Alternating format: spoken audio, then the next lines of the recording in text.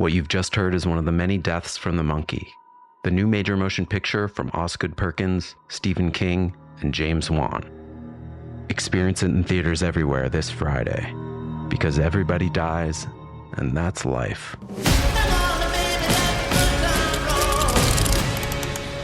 Let's have some fun.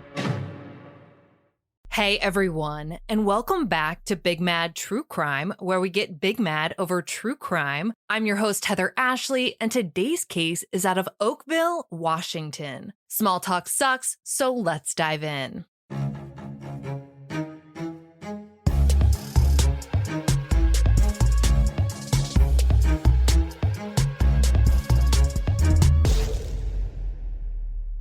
Eric and Jamie Jo Hiles were high school sweethearts, and they were the kind that lasted. They started dating when they were only 16 years old and knew within 2 weeks that they'd both found their person. They got married 4 years later when they were just 20 years old. But when you know, you know. As a newly married couple, the two went to college and both started their dream careers as high school teachers. They both loved kids, so it's no surprise that they wanted a family of their own.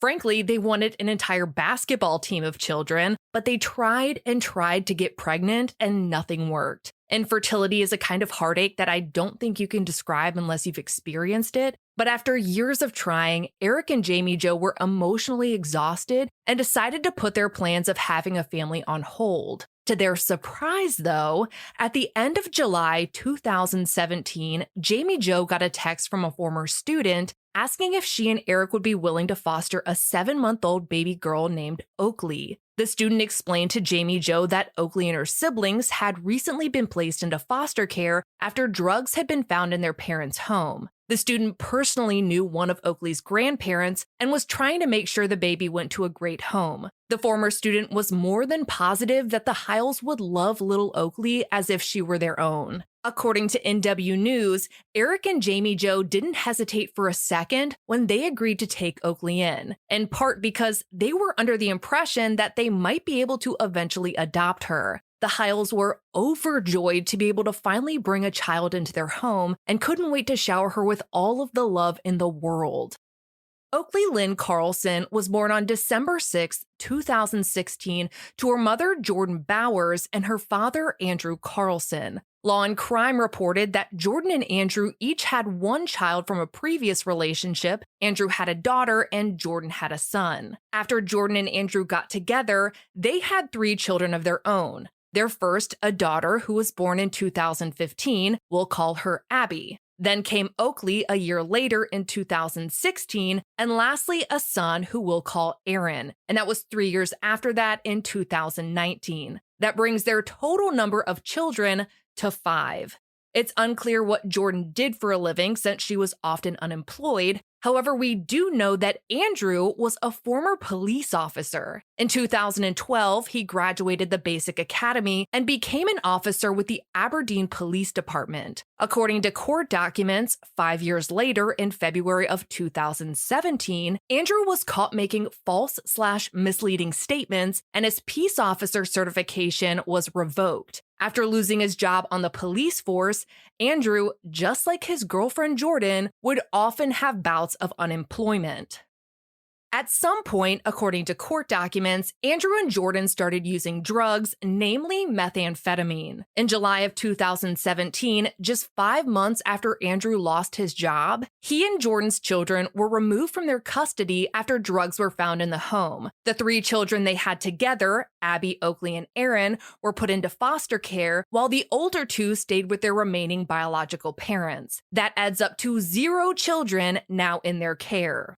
On September 22, 2017, 10-month-old Oakley Carlson officially went to stay with Eric and Jamie Jo Hiles. She wound up staying with them for more than 2 years until she was almost 3 years old. During that period, the Hiles became Oakley's parents. Jamie Jo was her mom and Eric was her dad. Jamie Jo told Paramount Plus's Never Seen Again, "It felt like kismet, like we were meant to be a family together. They loved watching their little baby girl grow into the sweetest, most loving toddler." While it feels like it's impossible to summarize exactly who someone is in just a few paragraphs, Jamie Jo did it perfectly on the website Justice for Oakley, saying, "Oakley was someone who did not know a stranger. She always had a smile on her face and she was kind. She loved to make people laugh, so when she knew how to make you smile, she would always remember that and try to do it again. She liked to tell jokes and would often follow up a joke with Waka Waka, just like Fozzie Bear from the Muppets." For being only almost 3 years old, she was incredibly smart. She spoke in almost complete sentences, demonstrated empathy, and questioned things that did not make sense to her. My favorite example of this is when she first watched the movie WALL-E, and Oakley realized that WALL-E was lonely and did not have friends. Tears welled up in her eyes, and she asked why he did not have any friends. She then rejoiced when Eve showed up later in the movie, and suddenly WALL-E was not lonely anymore. Oakley loved to dance, and it was quite frequently that we would have dance parties in the living room for her to groove to. She admired my dance team and would always ask for me to play their songs from practice so that she too could dance like them. I bet you we have played Barbara Ann by the Beach Boys at least 1,000 times. Oakley also loved to read and be read too. It was never just one book at a time, but at least 4 or sometimes 5. It was not uncommon to find her asleep in her bed with books as well, or all around her in the morning. Her favorite books included Brown Bear, What Do You See?, I've Loved You Since Forever, Night Night Little Pookie, and I Love You Blanky. She continues on saying, "Lastly, Oakley loved to show you that she loved you. I have countless photos of her hugging my family and friends, and she always made sure to tell you that she loved you. She loved to hug, snuggle, and just touch you. Many times we would be on the couch together, her little foot would be touching my side just because she wanted to be touching me. Her love radiated out of her, and she always let it show. Oakley was the biggest blessing to my husband, our families, and our friends. Many times, Eric and I would ask each other how we got so lucky having her because she was so happy all the time and she was just an all-around good kid. When you see the photos and videos of Oakley, that's genuinely how she was with us all the time. Just happy, polite, and loved."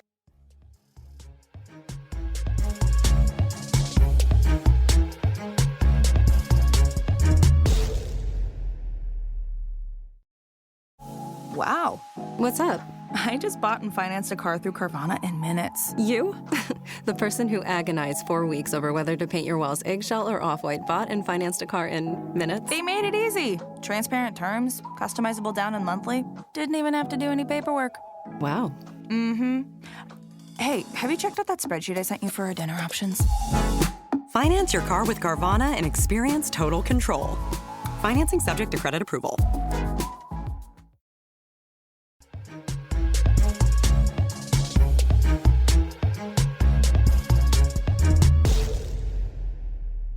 It goes without saying that Jamie Jo and Eric undoubtedly loved Oakley like she was their own biological child. And Oakley loved them back. She called them mom and dad, and if you watch the videos of the Hiles family interacting or look at photos, you would never guess that they weren't blood related. On the website Justice for Oakley, there are countless pictures of them together, like one of Oakley and her cute little pigtails sitting on Eric's shoulder, and one with Jamie Jo and Oakley smiling at the beach. There's a video of Oakley so excited about her Mary Poppins Halloween costume, umbrella and all, and another where Oakley walks in the house so excited to give her mama a rock she found. When Oakley got to the top of the stairs, Jamie Jo thanked her baby doodle for the present. They were the perfect family.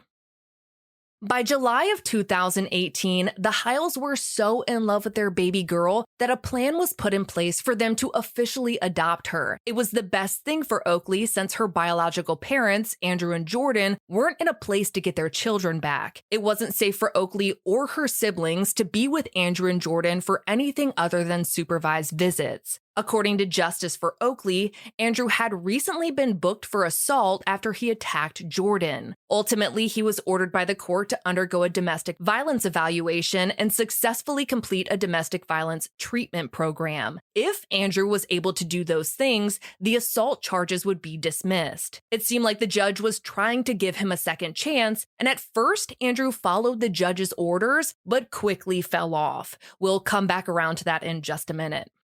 On March 7th, 2019, roughly 9 months after a plan was put in place for the Hiles to adopt Oakley, she had a 2-hour supervised visit with Andrew and Jordan. When Oakley came home to the Hiles, she had red marks/scratches on her cheeks. There are actually photos of these marks, and they're pretty significant. They didn't break the skin, but you'd have to scratch pretty hard to leave marks like the ones that she came home with. I'm trying to find a way to convey what they look like over a podcast, and I'll post the photo in her case highlight on Instagram, but if Oakley walked past you on the street, you would have noticed the scratches on her face. Jamie Jo asked the visit supervisor, Brenda, what happened, but Brenda said that she didn't know where the marks came from. Justice for Oakley reports that Jamie Jo then emailed Oakley's DCYF, Department of Children, Youth, and Families, caseworker Angela about the marks on Oakley's cheeks. The following day, Angela responded to Jamie Jo's email with, I'm on vacation next week. We can schedule the health and safety for the first week I'm back. She didn't mention anything about the red marks, and according to Light the Way Advocacy Group, no cause for the red marks was ever determined.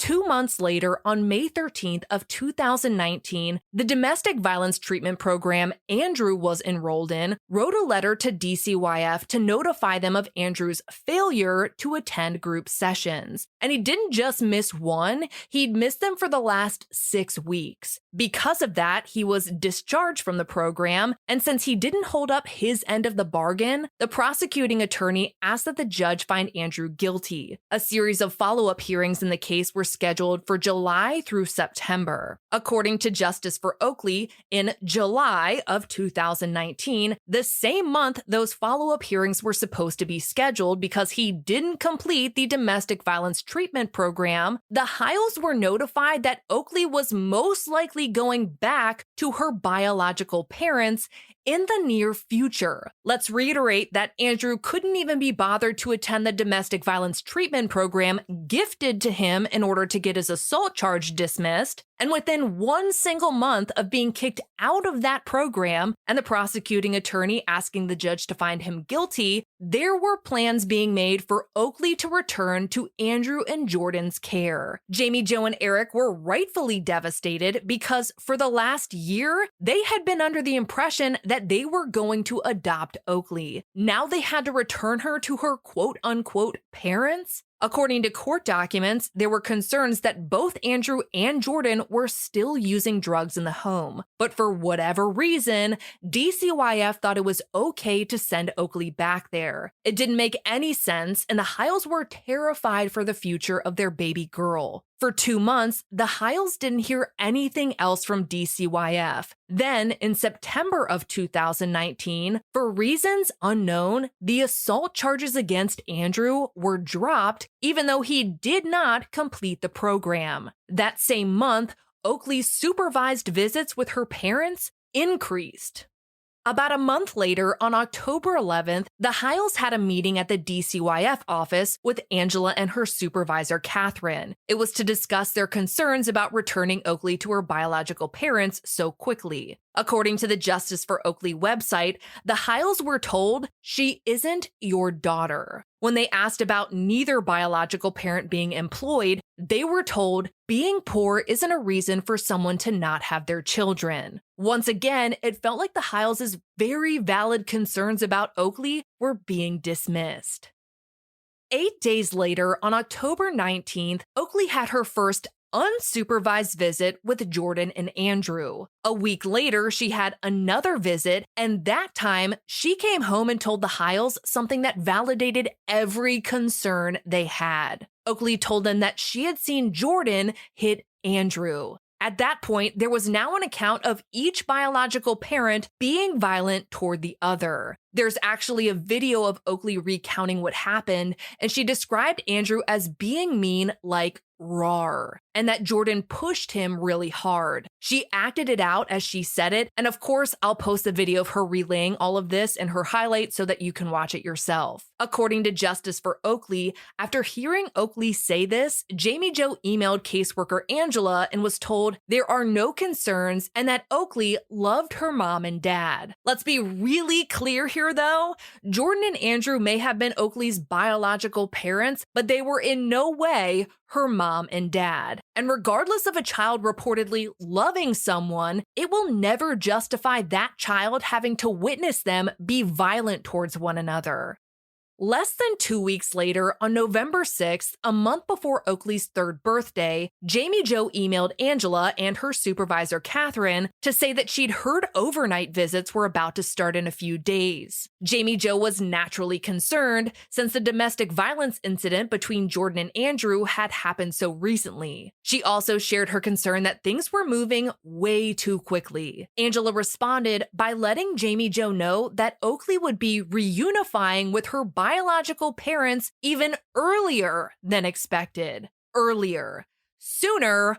Faster. With all of this going on, they were speeding up the process of removing this almost 3-year-old girl from the only mom and dad she had ever known and putting her back into the care of the man who was booted from the police department, who was charged with assaulting his wife, and whose wife, according to Oakley, had assaulted him in front of her. Angela gave her a new date of November 29th. That was only 23 days later. Jamie Jo and Eric had been raising Oakley for the past 26 months, and they were only given a 23-day notice that their baby girl would be going back to her biological parents, where violence and drug use were still very real concerns. Saying they were speeding things up would be a massive understatement. Just 3 days after getting that news, on November 9th, Oakley had her first overnight visit at Jordan and Andrew's home. Justice for Oakley reports that on November 17th, Eric emailed caseworker Angela and supervisor Catherine to ask about Oakley's transition to her biological parents. He reiterated their concerns that the transition was happening so quickly, and he wanted to know why the transition date had been moved up so abruptly. Angela and Catherine never responded to Eric.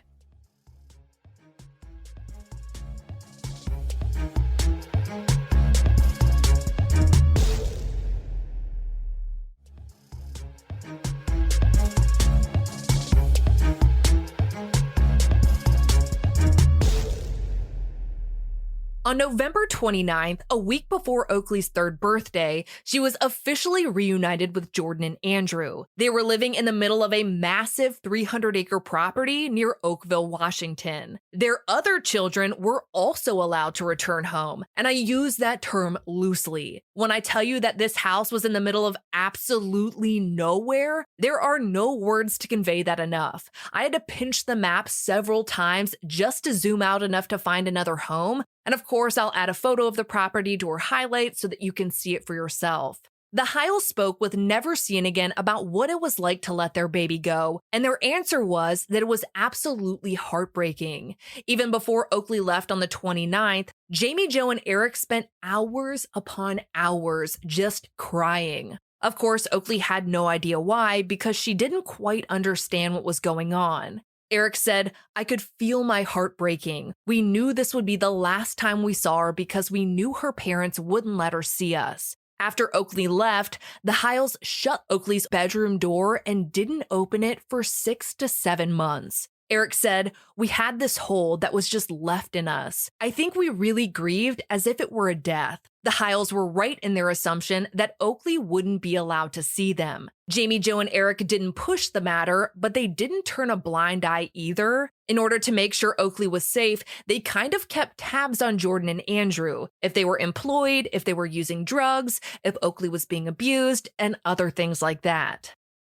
Months later, in July of 2020, a custody hearing not related to Oakley was held. Documents from that hearing show that Jordan and Andrew had not completed their court-ordered services, and Jordan was not honest in her account of reporting domestic violence. In addition, it was brought up that CPS expressed concern about Jordan and Andrew meeting the needs of their daughter Abby, Oakley's older sister by 1 year. We don't know exactly what was going on with Abby medically, but we do know that authorities have said that medication is necessary for Abby's health, and going without it puts her at risk of physical impairment, which could eventually result in death. I think it's safe to assume that she had a pretty serious health condition that required attentive parents. When discussing their concerns about Jordan and Andrew's inability to care for Abby, CPS specifically noted that they had failed to take Abby to an appointment at Marybridge Hospital, even though they'd been given a gas card to make sure they could make it. Despite all of this information, Jordan and Andrew were once again allowed to maintain custody of their children. On December 25th of 2020, 4-year-old Oakley spent Christmas with her biological family at the home of her paternal grandparents, Fred and Kate Carlson. King 5 News reported that Kate later told police that Oakley didn't look well, that she had dark circles under her eyes, pale skin, and scratches or sores on her face. Kate actually called CPS after seeing Oakley, but never heard anything about it after that time. Apparently, calling CPS made quote-unquote great waves within the family, and Andrew and Jordan cut off contact with Kate and Fred, and they never saw Oakley again. On January 26, 2021, Jamie Jo called DCYF to report her many concerns. One being that a friend of hers had forwarded her a picture taken by Grandma Kate during that Christmas trip. The photo showed Oakley with a possible black eye. She also mentioned hearing rumors that Andrew was fired from his job for drug use and said she was worried for Oakley's safety. According to the Justice for Oakley website, the intake worker spoke very sternly to Jamie Jo and let her know that since she didn't witness any incidents firsthand, he'd have to presume that her information was inaccurate. In fact, the site says that he told her she could get in trouble for making false reports. Jamie Jo told him that as a teacher, a mandated reporter, he needed to take her concerns seriously. The next day, January 27th, DCYF opened a case and a caseworker went to check on Oakley and her siblings. No one knows exactly what happened during that visit, but we do know that the caseworker was able to make contact with Oakley. On February 10th, CPS went out to the home again, and again, no one knows exactly what happened during the visit, but let it be known that this was the second visit by CPS in 14 days. According to the sheriff's office, that visit was the last credible sighting of Oakley. On March 24th, 2021, DCYF called Jamie Jo and asked if she had seen Oakley or her sister. And you've got to be fucking kidding me at this point. She shares all of her concerns with him over and over, and it never seems to matter. And when no one can seem to find Oakley, they call her, the woman who wanted nothing more than for Oakley to be her forever child. Jamie Jo told them that she had not seen Oakley as she wasn't involved with the family. It's not like Jordan and Andrew were calling her for visitation. DCYF didn't tell her why they were calling, so she was just left to wonder what was going on with her baby girl. Within a few days, for reasons unknown, DCYF closed their case on 4-year-old Oakley Carlson.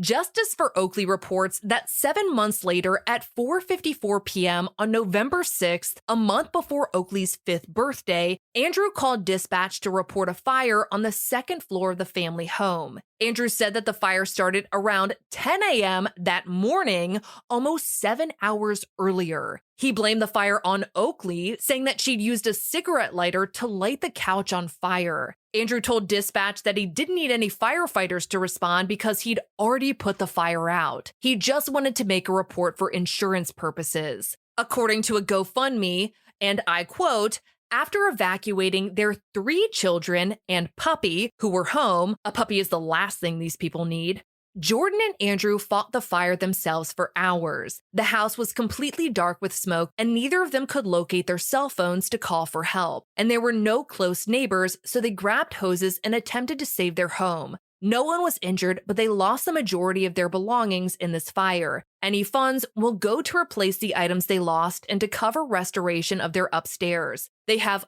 4 children and 1 Chihuahua puppy. So we started with 3 children in the beginning of this, then went up to 4 children, and I would love to know whether or not either of their phones suffered any damage in the fire, and whether or not they showed any activity between 10 a.m. when Andrew said the fire started and 4:54 p.m. when he finally called to report that he and Jordan had fought the fire themselves. And I also want to come back to how in the middle of nowhere this house was, where it could be up in flames for hours without anyone noticing. But truth be told, there is a house about a half a mile away which they could have walked to in 8 minutes, which is a lot less than fighting a fire for 7 hours alone. Jamie Jo told Never Seen Again that despite extensive damage to the home, the family continued living there for some time, which blows my mind because it was a soot-covered disaster. Everything was covered in a black haze, light bulbs looked like they'd melted into icicles from the ceiling fan, windows were cracked, the AC unit was melted, and there was crap everywhere. Jamie Jo emailed DCYF employees Angela and Catherine to inform them about the fire and the suspicious GoFundMe. She never received a response.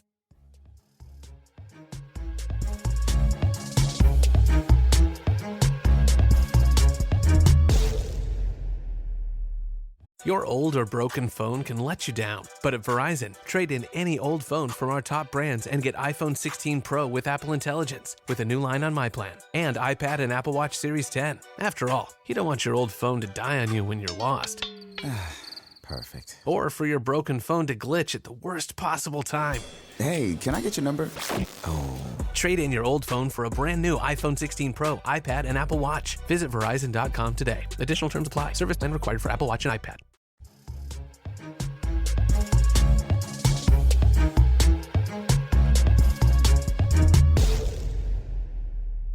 On November 10th, 4 days after the fire, Oakville Elementary School principal Jessica went to Oakley's home to bring the family some supplies needed after the fire, staying in the burnt remains of the house for around 45 minutes. When Jessica asked about Oakley, Jordan and Andrew told her that she was in her room for a timeout.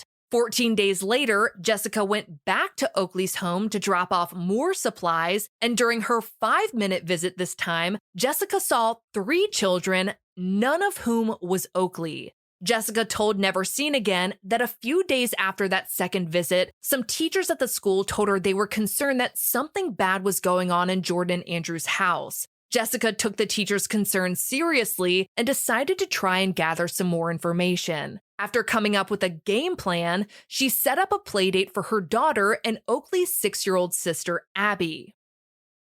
On Saturday, December 4th, 2 days before what should have been Oakley's 5th birthday, the play date went down. After the girls went swimming, they headed back to Jessica's place, and as they sat on the couch, Abby started talking about how one of her siblings always followed her around. Sensing the perfect opportunity to get more information, Jessica asked, "Does Oakley do that too?" 0% of Jessica could have ever been prepared for what Abby said next. Abby looked at Jessica and said, "There is no Oakley."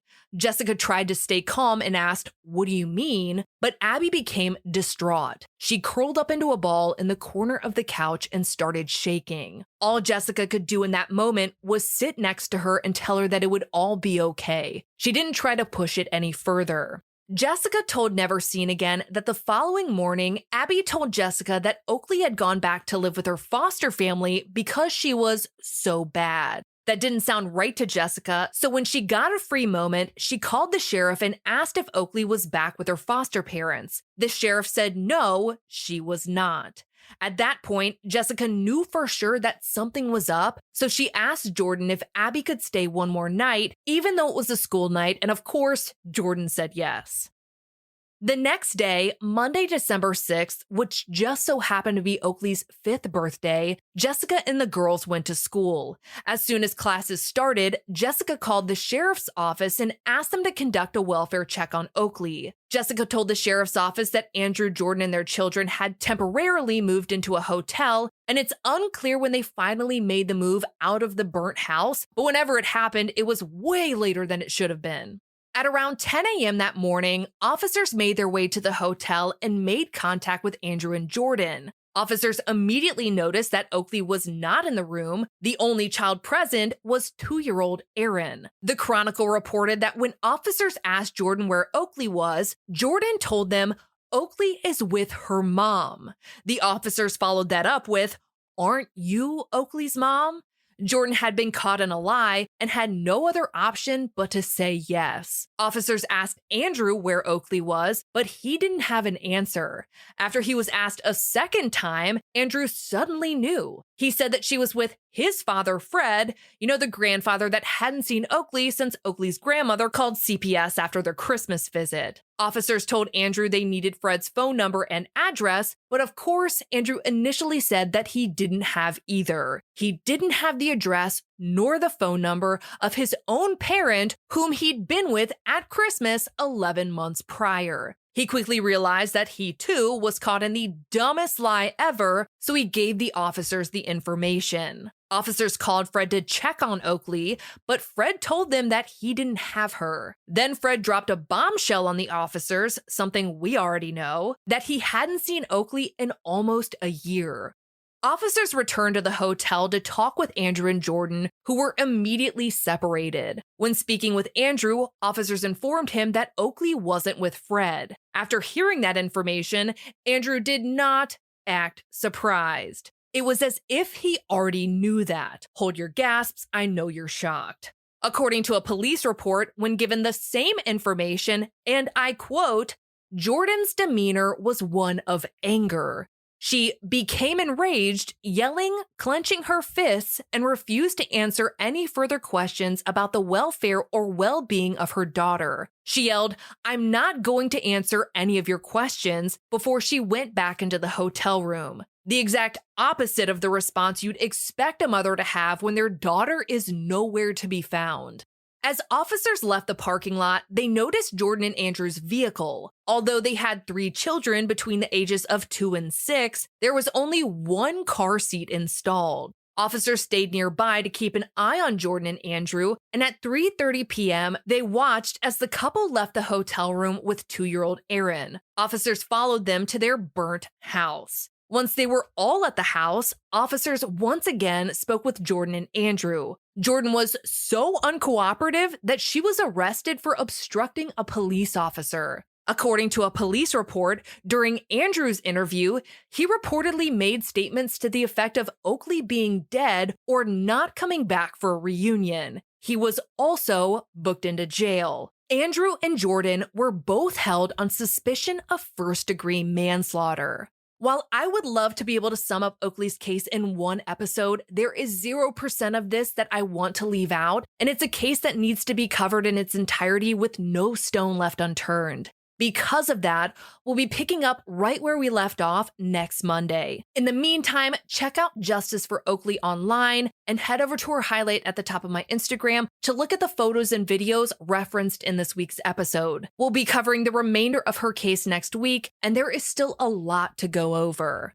For all photos and videos pertaining to this case and updates as they come, check out Oakley's highlight at the top of my Instagram profile at @TheHeatherAshley, and join me there tonight at 8:30 p.m. Eastern, where you go live with me and we talk about today's episode and all other true crime cases on your mind. To get access to ad-free and bonus episodes, subscribe to our Apple Premium or head over to our Patreon at patreon.com/BigMadTrueCrime, where for just $1 a month, your episodes are totally ad-free. If you enjoy the podcast, feel free to leave a review. And if you have a case you'd like to hear covered, share it with Big Mad True Crime on social media. All cases are covered by listener request. I'll be bringing you a brand new case a week from today, and I cannot wait. But until then, we out.